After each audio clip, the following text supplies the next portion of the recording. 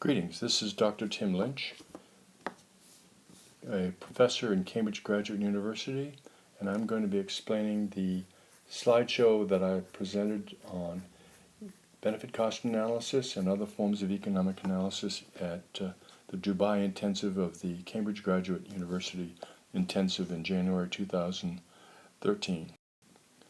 This graph shows the relationship between the weight and the height of my two children as they grew when in their younger years, 6 to 10 years old as I recall, and it shows that at every height my son was actually heavier than my daughter. He is in blue and she is in pink, and at some point my use of this tool, when you're the child of an economist, you are measured and weighed and regressed to the mean.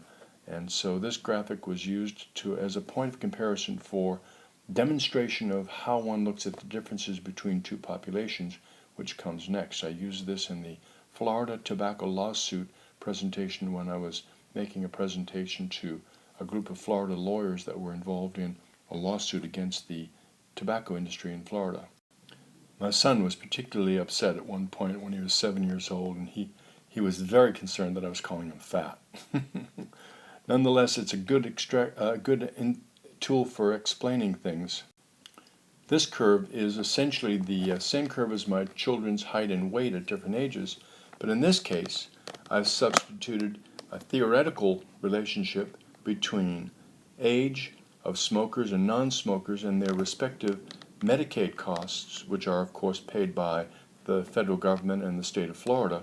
And the gap between these two is what would be fair game for the state of Florida and the federal government to secure from the tobacco industry, as they were the source ultimately of the tobacco that incurred these costs in these smokers.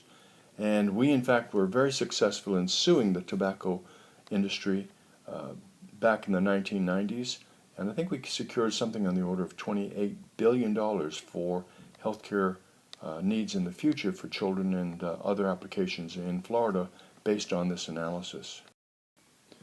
So when we talk about economics, we are talking about the use of scarce resources among competing demands. This is my favorite definition of economics. And what are scarce resources? Land, water, minerals, human labor, life, skills, air, water, money, all are scarce resources. Their efficient use is the ideal focus of economics so that we create win-win exchanges between willing sellers and buyers in arm's length transactions where each person to the transaction receives greater value from the exchange. This is the key to the most efficient economic growth and value of exchange across our world. In fact, the efficient use of these resources is the very foundation of the underpinnings that one pursues when one completes an analysis of the sort of benefit cost comparison that I'm going to share with you today, and that comparison between one alternative versus another to accomplish a particular goal using these scarce resources, say time, money, and so forth, is really the underpinning of what you as a PhD student will be examining in your future for your projects, likely for your PhD dissertations. When a person is approaching a decision maker, be they a president of a nation, a president of a corporation, a CEO of an NGO, for instance the Gates Foundation, or other institutions, one would have that person say, well, you want to perhaps propose a method to resolve the problem of food shortages in Africa. Well, let's see, there may be a number of different approaches. One might be importing food from external surplus nations that generate food surpluses, such as the U.S. and South America and Europe. That would have a certain cost and a certain set of benefits. Another might be to improve the infrastructure and the education of farmers in Africa to produce greater greater greater agricultural produce and being able to transport that produce to their own populations, indigenous populations, over improved infrastructure, and that would be a second approach. There are likely third and fourth. Each would have its own set of benefits and its own set of costs, and the evaluation of these benefits and costs and a fair comparison between them would show how the scarce resource, money in this case, and time and labor, could each be used successfully, what the internal rate of return or the return on their investment would be, and that analysis would help the decision maker to not just evaluate but decide on which of these alternatives is the most efficient use of the scarce resources under control and under evaluation. Another example might be micro-lending in emerging markets with sewing machines being provided, capital equipment, human development training, the use of how to produce and take a scarce material, wool and cotton, and use it with the capital equipment provided, the manual sewing machines, and produce a product, cloth. In the fair marketplace, this exchange of products with higher values, money and product, would in fact combine to raise the gross national product of an area, enhance the quality of life and the social well-being of the individuals and the society generally. One can also perhaps envision, so they would have a certain set of costs, a certain set of benefits, and a certain return on investment. One can also envision importing cloth from a third party, a manufacturer, China for example, and that would come at a certain cost, and there would be a short-term cost and long-term costs. And the evaluation would, for instance, over a 10-year period, have a different return on investment from each of the options pursued. Again, there are likely third, fourth, and fifth options. And in this case, we would compare the goal, which would be to provide materials, cloth for a population, and be able to evaluate the pros and cons of either of these options. My goal here is not to provide you with an answer to this particular question, but to provide you with the tools by which you would analyze this option and the other options provided, and others that you would create, and be able to do a fair comparison again of how these scarce resources could and would be used. Other examples in emerging markets might be the use of immunization to reduce smallpox, or other methods of dealing with the scourge of a disease. For instance, circumcision to reduce AIDS, the application of prophylactics, providing family planning and basic sanitation to increase health. Each of these, if it had a specific goal, reducing AIDS would be one goal. Eliminating smallpox would be a second example. Reducing the death rate of infants in emerging markets would be a third and fourth. And each of these would have its own set of combination of options to achieve the goal and its own respective different benefits and costs, as well as qualitative benefits and costs.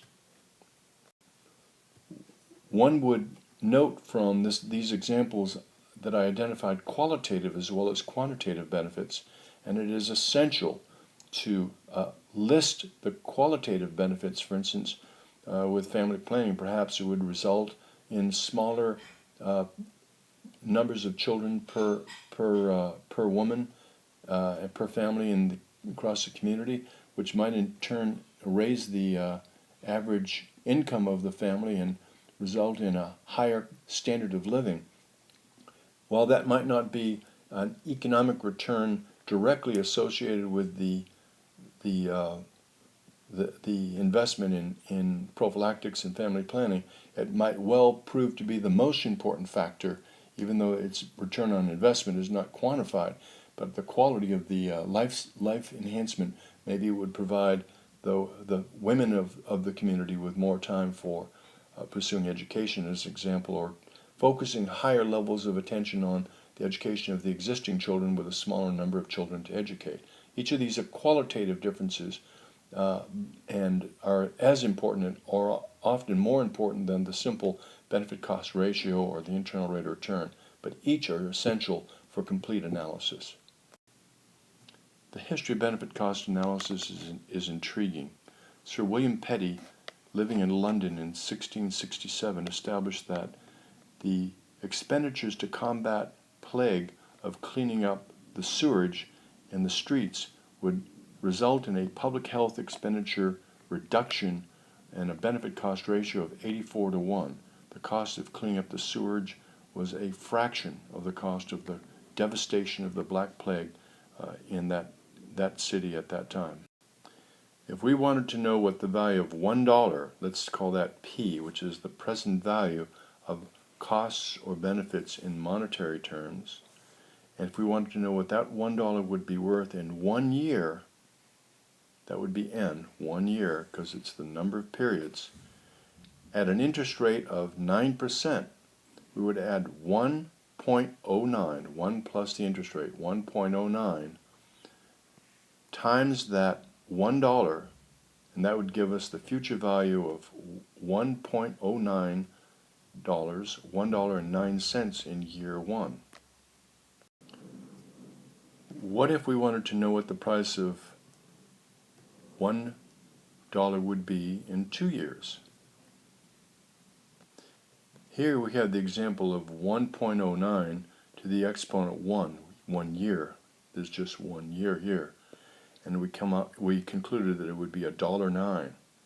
In 2 years, if we took that 9%, 1 plus 09 times 2, that would be 1.09 times 1.09, which would be 1.19. So $1 in 2 years at 9% would be worth $1.19 because the interest rate was compounding not just the dollar but also the interest rate that we had before, which was the 9 cents. So it's more than just twice that, which would be 1.18, so it's 1.19. What about 10 years? If we have 10 years, we have an exponent of 10, we have 1 plus 09, 1.09 times itself, 1.09 times 1.09 times 1.09, 10 times, and that becomes $2.37. In each of these cases, we have $1 million as the present value. $1 million with 1 year, $1 million with 2 years, and $1 million with 10 years. So what's the value of $1 million 1 year from now at 9%? It's 1,090,000. It would be 1.09 times a million, which gives us $1,090,000. What about the value of, at 9% times 2 years? So it would be 1.19 times $1 million, which is, it's actually rounded up to 1.188. So that would yield $1,188,100. What about 10 years? Again, rounded out, we've got 2.37. It's actually 2.367364. So if we multiply this number times a million, in 10 years, that $1 million sitting in the bank compounding on itself would be worth $2,367,364. Not a bad investment. So this compounding stuff is pretty slick. Albert Einstein said it was the compounding was one of the 10 great wonders of the world. And why not? So what happens if we want to become a millionaire? Well, it's possible with compounding. If one invests $2,500 a year for 7 years, the first 7 years, say, of your employment, you would conclude with investing $15,750 over a 7-year period. How would that grow over your work life? And when you became 67, how much money would you have in the bank? Question mark.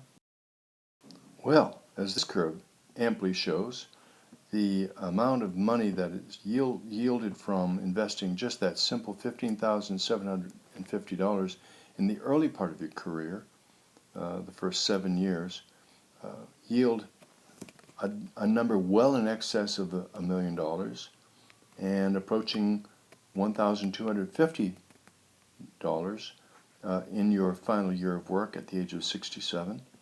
And it's a very powerful tool that is inadequately appreciated by most people in terms of the power of compounding on the compound values itself.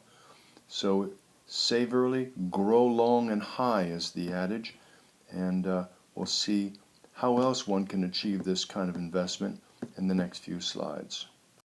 Conversely, you could invest, rather than just over 7 years, you could not invest in the first 7 years, and then invest $2,500 per year for the remaining 36 years of your work life, presuming you worked until you were 67, and that would total $81,000 in case B. Instead of $15,750, you would invest $81,000, some 65 plus thousands of dollars more out of your pocket, compounding at 9%. How much would that $81,000 investment yield in the future? Good question. Well, the answer is pretty interesting, to me at least.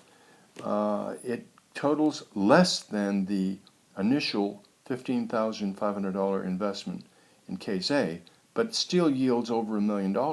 So instead of $15,000 from your pocket, you got $81,000 out of your pocket, and you wind up with less at the very end of your life of work than you would with saving early. Save early, save long is the adage of becoming wealthy incrementally rather than delaying and saving more. And as I mentioned, one of the 7 wonders of the world, according to Einstein, and I think we have to agree with him when you see the magic of these numbers. So now that you know how to become a millionaire, which many people, by the way, don't, let's see what the opposite of this phenomenon is. If one had $1 million in the bank a year from now, 2 years from now, what would it be worth today? If someone said to you, congratulations, you won the lottery and you won $1 million, but we're not going to give it to you today, we're going to give it to you a year from today, or 2 years from today, or 10 years from today. What would the money in today's money dollar value be worth? Essentially, it's the opposite of this, the exact opposite of compounding, which is discounting, which we'll encounter in the next slide.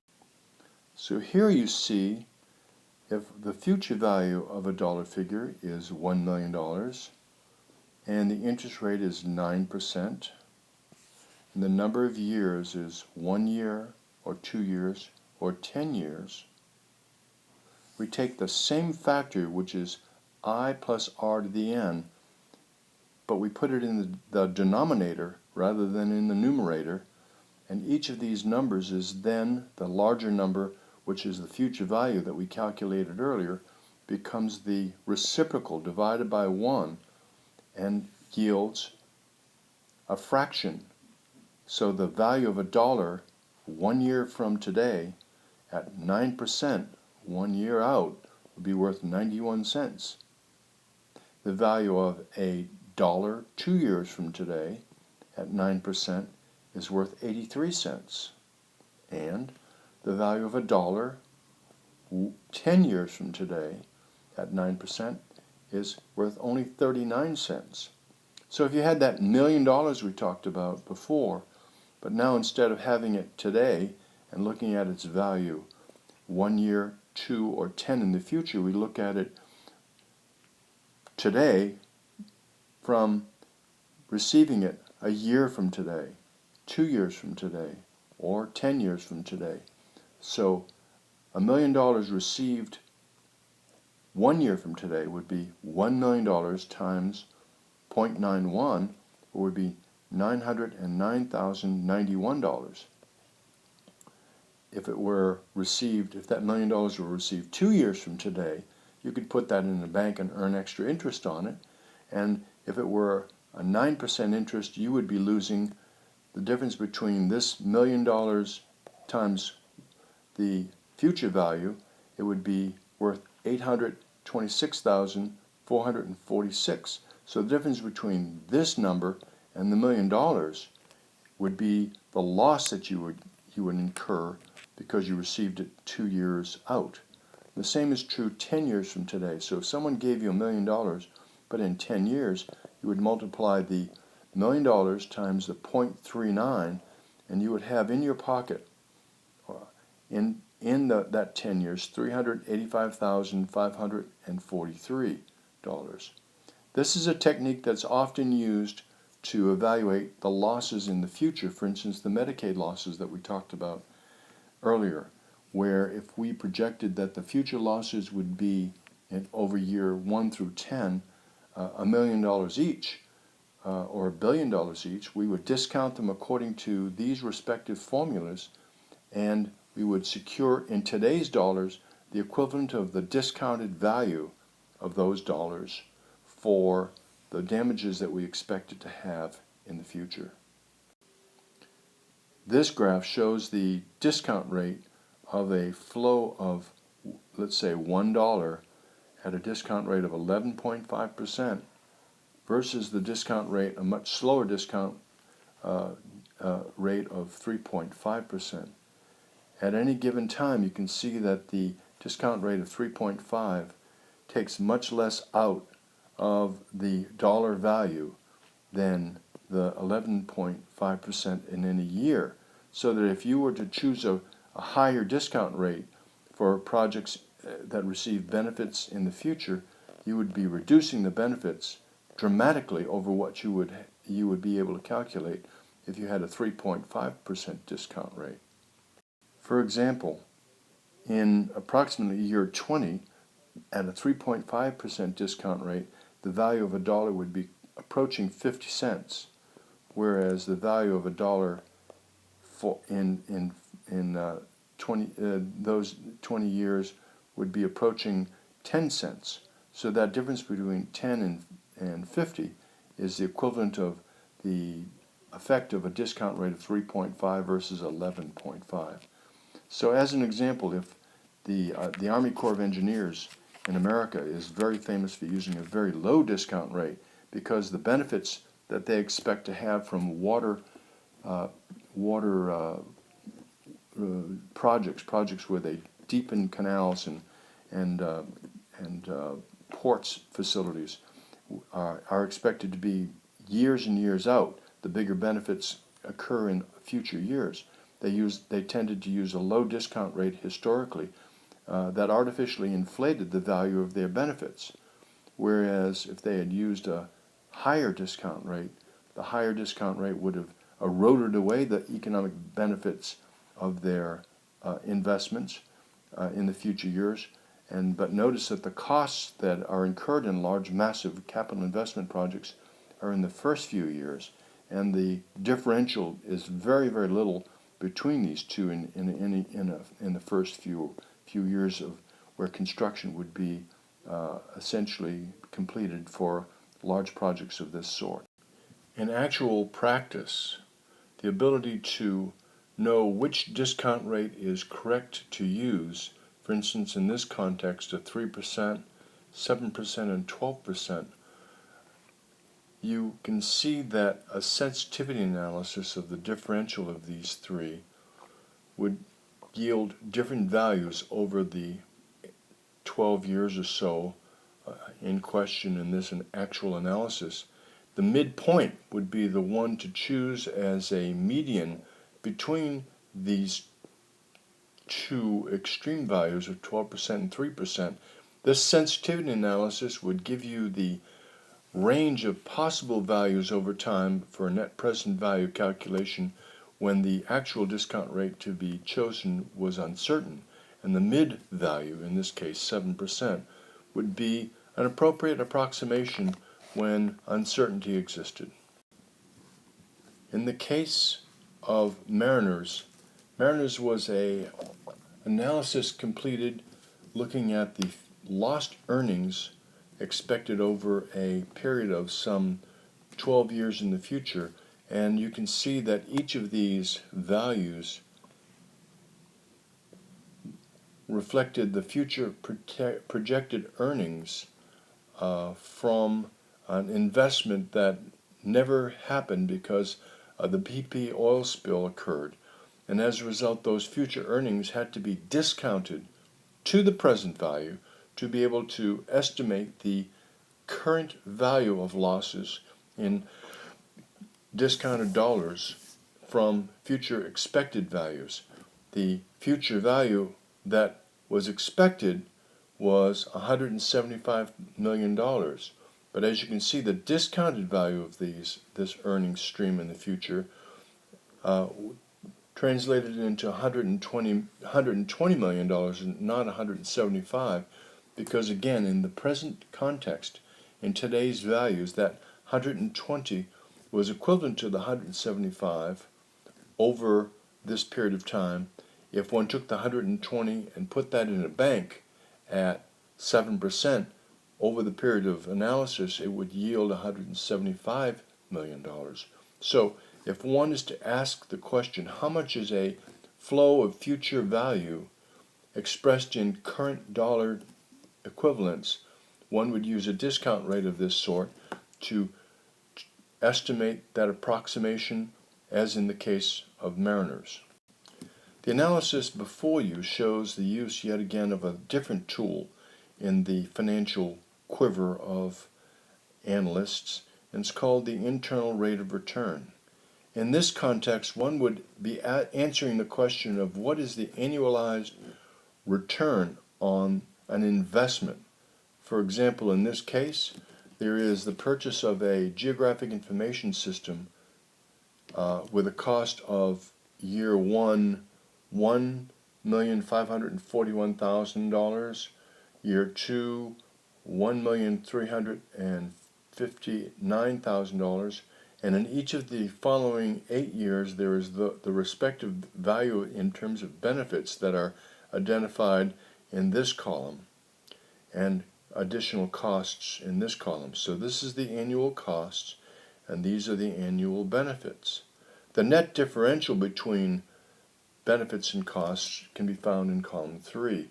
In year 1, costs exceed benefits by $1,235,000, in year 2 by $480,000, and in the subsequent 8 years the benefits exceed the costs. One could actually evaluate this in the context of if there is an investment for building a factory, as an example, and these are the costs, and the yields, the profitability of that factory over the following years is this amount. What is the profitability of that investment? In this case, over these periods of time, over this period of time of 12 years, the profitability is 28.49%, and the project clearly has benefits well in excess of costs. But again, one needs to look at this in the framework of discounted values of both the benefits and the costs to correctly calculate. In fact, what one can find as you vary the discount rate from 5% to 7% to 9% to 11% and 13%, 16% and 28%, as you vary these costs, these discount rates over this period, the ratio of the benefits and the costs changed pretty dramatically, and you can estimate the actual value of the internal rate of return when the actual value of the benefits equals the value of the costs. In this example, the benefits and the costs are essentially equal to 1 at a rate of 28%, and this is equivalent to just a bit more than that. 28% is where that ratio would be exactly 1, so the benefits equal the costs, and that suggests to you what the actual internal rate of return for that investment over that time with that flow of benefits and costs are. So when you hear someone ask the question, what is the internal rate of return, or the annual profitability of the investment. This is the calculation one would do for to answer that question. The following sets of slides provide profiles of some of the analysis that I've undertaken in my career dealing with benefit cost analysis in varying circumstances. For instance, here we're looking at the amount of investment of the state of Florida versus the return on that investment in centers and institutes, which are specialized research centers across the university system. In this case, in the year 2001, the state of Florida invested $88.8 million in research and investment in these institutes. The gross regional product that was generated from these investments in economics terms was $274 million. The amount of wages and salaries paid associated with this $88.8 million, associated with the multiplier effect going through. These are dollars that came in from outside the state of Florida or otherwise would not have been spent in the university system, was $245 million. The number of jobs generated were almost 7,000. The amount of tax generated was 18 million, and the return on investment was 217%. Pretty good investment. The benefit cost ratio was 2.17. So the investment was almost $89 million. The return was $74 million. It's a good investment, one would say, and it demonstrates that the growth in research in Florida is a profitable investment for the state of Florida. This slide, taken from a presentation by Dr. Skip Leitner, the EPA Office of Atmospheric Programs, shows in a logarithmic index equal to 1 over the period of 1950 to the year 2000, shows the growth in efficiency of the electric utility industry. For every dollar invested in electricity, how much is returned in terms of efficiency of generation of electricity. This analysis, which looks at the reduction in air emissions of sulfur oxides and other pollutants, is a profile in showing how beyond Title IV, which is an emission reduction program, how much more pollution could be reduced if one were to pursue a more aggressive strategy of emissions reduction. The next page will show what the benefits in terms of net present value of healthcare benefits would be from implementing a more stringent reduction. In this case, you can see the dark blue is suggesting higher levels of pollution reduction. In other words, better air quality would result from this emission reduction program that would go beyond the Title IV standards. So if this reduction in emissions were pursued, reductions in sulfur oxides and nitrous oxides, what would be the economic value of these changes? You can see from this curve here, this is called the impact curve, the concentration of a dose-response model, which suggests that the amount of emissions reduced with each concentration of pollution would be dramatically enhanced quality of life, because the amount of illnesses associated with each of these emissions reductions would vary widely. Here, the emissions reductions go to changes in environmental quality. That is to say, changes in parts per million particulate matter, as well as ozone. That's pollution in the air, and this results in environmental and social impacts on human health, visibility, and materials damage, and the change in well-being or damages measured by willingness to pay, and that's an economic model of wellness that people would be willing to pay for this increased reduction in pollution. And the aggregate impacts across time by each individuals is what will be measured in the next slide. So reduction in emissions results in economic value to individuals because we have fewer cases of respiratory conditions, illnesses, as well as less damage of materials and greater visibility, which translates into a higher quality of life. So what is the economic value of this change in the dose response, the change in the response, if you will, from the change in the doses, change in the response of health and illness, change in the response of visibility, change in the response of materials damage from this reduction in the doses of air pollution. That slide will be presented next.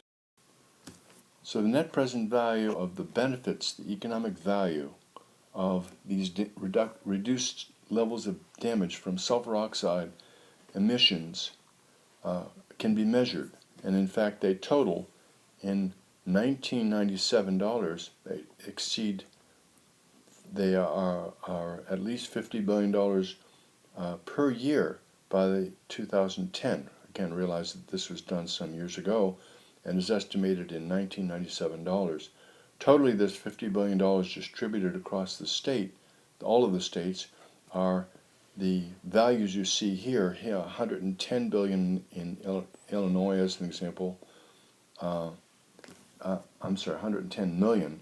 Here, it's Florida would be $4.2 billion, $4.9 billion in Georgia, and so forth, all the way up and down the East Coast, with the greatest concentration being in this region of the East Coast, where the greatest population concentrations are, and the greatest level of reduction in pollution levels.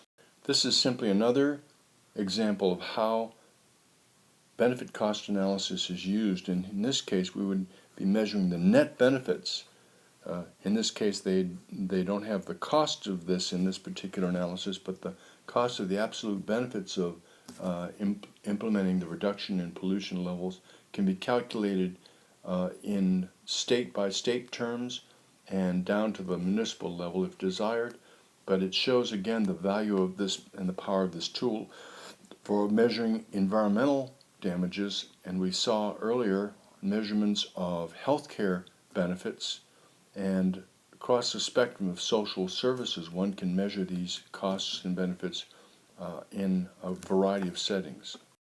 So what constitutes the sum total of this $50 billion? Well, in this case we have 10,600 cases of premature mortality avoided, 5,400 new cases of chronic bronchitis avoided, 3,100 cardiovascular and respiratory hospital admissions avoided, 2,000 asthma emergency room visits avoided, 17,600 cases of acute bronchitis avoided, 8.5 million respiratory symptom days avoided, and 1.5 million work days avoided. This total in 2010 economic value terms is the total of that $50 billion we talked about. So again, it's healthcare related and material damage, as well as the visibility, acuity of visibility improved enhancements over that period from this reduction in particulate and sulfur oxide emissions. Again, what is the economic value of each of these individual conditions of illness? What are the savings associated with these conditions? The next slide will put a dollar value on each of these various estimated conditions. The economic value one can see in terms of mortality is a savings of $5.4 million. Chronic bronchitis, hospital admissions, emergency room visits, and so forth, workday losses, these are the estimated values in $1997, totaling $60 billion in fine particulate health benefits from a multi-pollutant strategy, that is to say, sulfur oxide, nitrous oxides, and particulate matter reductions. Nationwide, the potential savings from each of these reduction strategies on a per capita basis and on a total basis can be viewed from this slide. And again, you can see that the light colored tones are where the savings are less. For instance, $50 million or less for the states in the middle of the state and the northern parts, but the more densely populated states like California are in the $600 to $1 billion year values, and Florida is in the highest. Florida and New York, highly populated states, are in the range of $2.65 billion to $5.5 billion, and this is just for the year 2010. Again, reduction in emissions translates into reduction in healthcare costs, and those can be translated into individual costs and collective costs, so we can measure the economic value of reducing pollution as well as the cost of that pollution, and expressed in net present value terms gives us the ability to calculate benefit cost ratios as well as internal rates of return.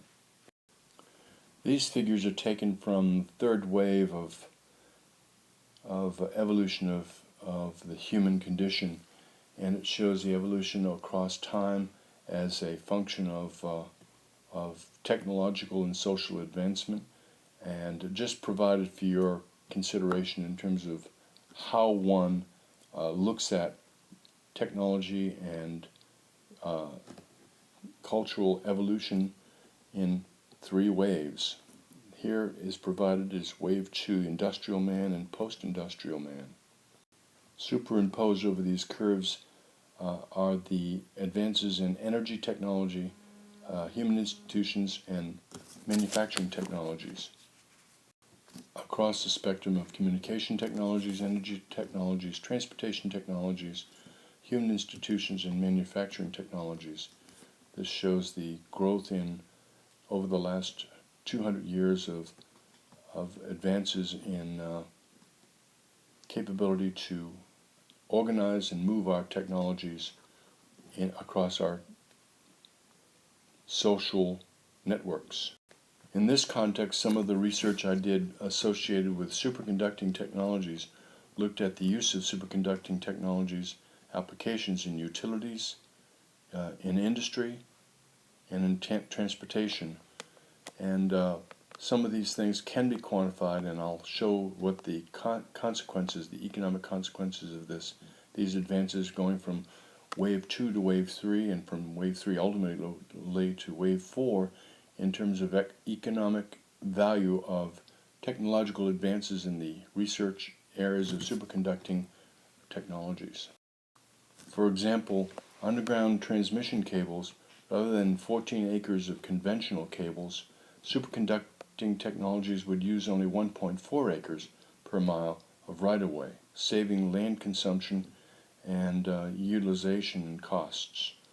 There'd be fewer property devaluation, no environmental degradation of the current associated with the technology, larger current with lower resistive losses, and fewer citizens' resistance and protests associated with a smaller footprint and profile of the technology itself as it deployed electricity across the grid.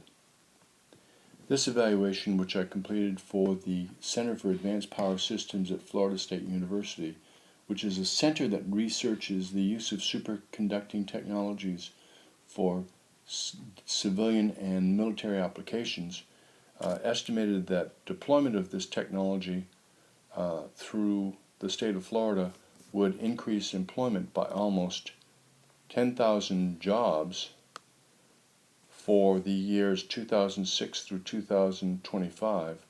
This assumed a 2.5% growth rate. The Florida gross regional product will annually increase by $500 million through the period of 2006 through 2025, and real disposable income will annually increase by $300 million for the period 2006 through 2025. This is with use of this new advanced superconducting technologies. And again, I could estimate the economic value, the benefits of this technology in monetary terms, and look forward into the future and discount back. So the use of this tool for estimating advanced technology deployment and it is also a powerful use of this tool. I hope this analysis has proved of some value to you in looking at the use of benefit cost analysis and internal rates of return and cost effectiveness analysis in a variety of different settings, and will be of value to you in your own research and applications over time. Please feel free to contact me with any questions you may have at any time, and I'd be happy to respond to any questions associated with this presentation as well as you see the need.